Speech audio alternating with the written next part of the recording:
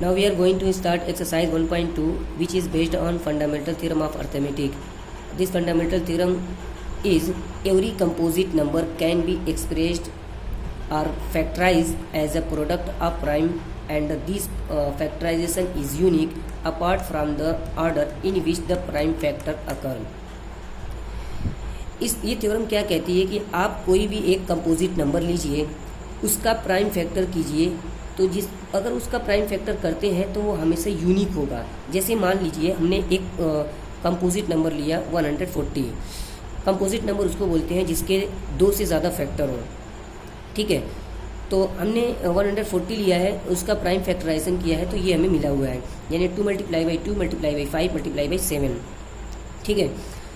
तो आप जब भी 140 का प्राइम फैक्टर करेंगे आपको यही मिलेगा, इसके अलावा कोई मिल ही नहीं सकता, यानी ये यूनिक होगा।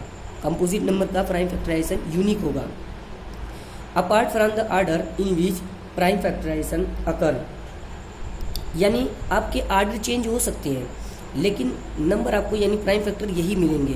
ऑर्डर चेंज होने का मतलब ऐसा है कि हो सकता है आपको 7 × 2 × 5 × 2 इस टाइप से भी मिल जाए, या ऐसा हो सकता है कि 7 × 5 × 2 × 2 ऐसा भी हो सकता है, कुछ भी मिल सकता है, ठीक है। तो आपके एक्सरसाइज 1.2 में जो फर्स्ट क्वेश्चन है उसमें 2-3 पार्ट दिया हुआ है, उसमें कुछ क्वेश्चन दिए हुए हैं।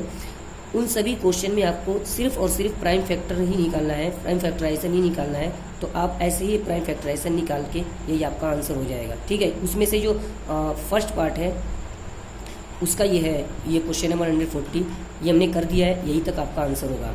बाकी आप लोग कर लीजिएगा, मैं नोट्स दे दूँगा, ठीक है।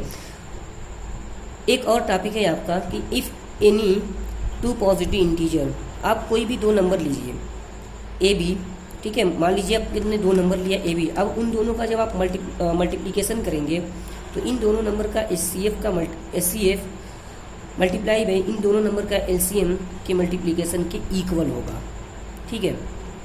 बाकी हम सेकंड क्वेश्चन करने जा रहे हैं जिसमें ये यूज़ होने जा रहा है, ठीक है। उसमें हम बता देंगे क्वेश्चन में कैसे यूज़ करना है। आपका सेकंड क्वेश्चन क्या है कि find the LCM and HCF of the following pair of integer and verify that LCM multiply by HCF is equal to product of 2 number. उसमें मैंने थर्ड पार्ट लिया हुआ है, ठीक है। थर्ड पार्ट इस वजह से लिया हुआ है ताकि आप लोग आसानी से समझ जाएंगे। यानी इन दोनों नंबर, ये दोनों नंबर जो दिया हुआ था, इन दोनों नंबर से हमें HCF निकालना है और LCM भी निकालना है। Find the LCM and HCF और LCM दोनों निकालना है। उसके बाद आपको इसी में रख के वेरीफाई करना है, उसका LCM और उसका LCF से मल्टीप्लाई करेंगे और उन दोनों नंबर को मल्टीप्लाई करेंगे तो दोनों इक्वल आना ही चाहिए, ठीक है। तो सबसे पहले मैं इसका प्राइम फैक्टराइजेशन करता हूँ। 336 का प्राइम फैक्टराइजेशन हमने किया है, 54 का भी प्राइम फैक्टराइजेशन हमने किया हुआ है, ठीक है।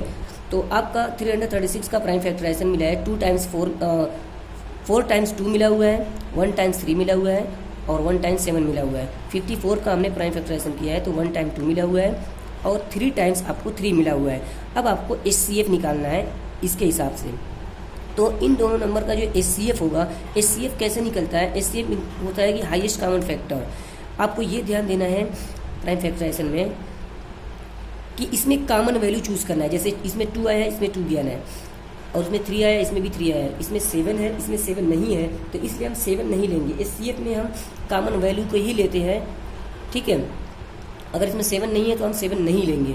और HCF में हमें जो मिनिमम पावर की होती है उसी को, लोएस्ट पावर जो होता है उसी को लेते हैं। जैसे भी यहाँ पे 2 कितनी टाइम आया है, 4 टाइम आया हुआ है, यहाँ पे 1 टाइम आया हुआ है, तो हम इन दोनों में 2 कॉमन था तो हमने 2 ले लिया और कम टाइम्स वाला मिलेगा, यानी एक बार जो आया उसी को लेंगे। यहाँ पे 4 टाइम्स आया था तो 4 टाइम्स वाला नहीं लेंगे। ऐसे ही यहाँ पे 3 जो है 3 टाइम आया हुआ है और यहाँ पे 3 जो है 1 टाइम्स आया हुआ है, ठीक है, तो 1 टाइम्स वाला लेंगे। 7 हम नहीं लेंगे क्योंकि 7 कॉमन नहीं है, ठीक है। तो हो गया ये हमारा क्या, HCF। ऐसे ही जब हम लोग LCM निकालेंगे तो LCM कैसे निकलेगा, हमें LCM में सभी वैल्यू को लेना होता है, जो कॉमन हो उसको भी, यानी सभी वैल्यू को लेना होता है। 2 को भी लेंगे, 3 को भी लेंगे, 7 को भी लेंगे, ठीक है। और इसमें हम लोग जो ग्रेटेस्ट पावर होती है ना उसको लेते हैं। तो यहाँ पे 2 की पावर 4 है, यहाँ पे 2 की पावर 1 है, तो हम ये वाला लेंगे क्योंकि हम LCM निकाल रहे हैं। मल्टीप्लाई बाई 3 की पावर 3 है तो 3 की पावर 3 वाला लेंगे, यहाँ पे 1 पावर होता है तो 3 की पावर 3 वाला लेंगे, और यहाँ पे 7 भी लेंगे, और अगर यहाँ पे 5 होता या कोई और नंबर होता तो उसको भी लेते। एलसीएम में मैं सभी वैल्यू को लेता हूँ, ठीक है।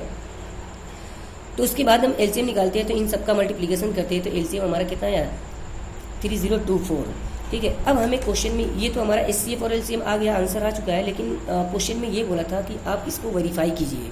तो हम कैसे वेरीफाई करेंगे? वेरीफाइंग इसी इक्वेशन में, यानी जो क्वेश्चन में दिया हुआ था उसी में हमने एलसीएम हमारा क्या आया हुआ था 3024 मल्टीप्लाई बाई 6, यानी एलसीएम हमारा इतना है और एचसीएफ हमारा 6 है।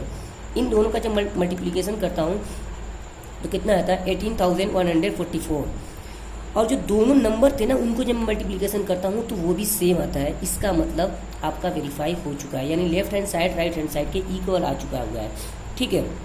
तो इस तरीके से ये एक्सरसाइज का मैं सेकंड क्वेश्चन मैंने आपको समझा दिया है। बाकी कोई प्रॉब्लम होगी तो मैं आपको नोट्स दे दूंगा, आप उसमें चेक कर लेना कि कौन से क्वेश्चन आप लगा ले रहे हो। जो क्वेश्चन नहीं लगा पाओगे वो हमें कमेंट बॉक्स में बता देना, मैं आपको नोट्स दे दूंगा।